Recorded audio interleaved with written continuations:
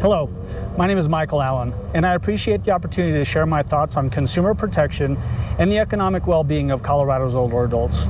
For me, this issue is deeply personal. I'm a Colorado native, born and raised in the Denver area. Some of my happiest childhood memories are spending time with both sets of my grandparents, camping, traveling across Colorado, and learning important life lessons. Those adventures were about much more than enjoying the outdoors. They were also opportunities to learn about our shared history as Coloradans and Americans, and the values that are the bedrock foundation for strong families and communities. Both of my grandfathers served our nation during World War II, one in Europe and the other in the Pacific. They shared stories of courage, sacrifice, and duty. My grandmothers offered a different perspective. They spoke about growing up during the Great Depression, stretching every dollar, working hard, caring for family, and persevering while loved ones were overseas. Together, they taught me that character is built through service, resilience, and a commitment to others.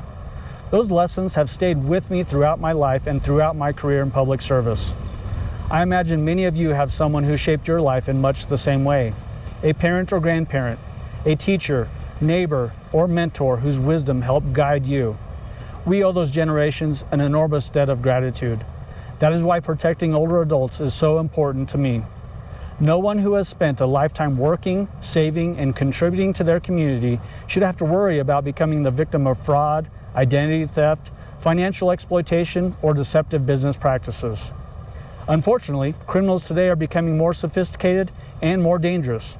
They exploit technology, impersonate trusted organizations and people, and they often target older adults because they believe they are more vulnerable.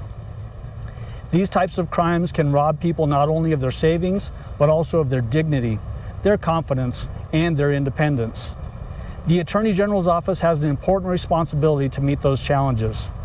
That means aggressively pursuing and prosecuting the criminals who exploit older adults, while also working to prevent these crimes before they occur.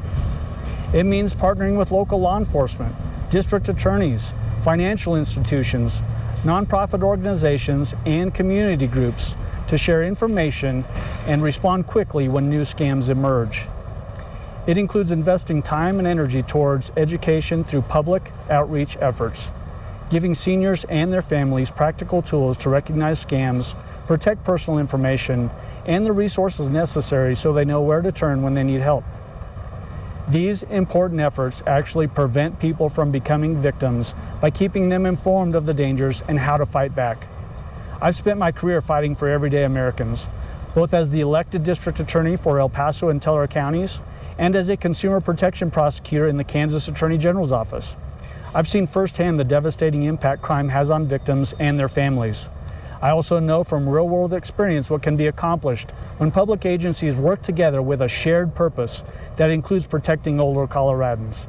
You see, standing up for all of you is one of the responsibilities that should bring us together regardless of politics. Our parents, grandparents, and older neighbors helped build the Colorado we know today.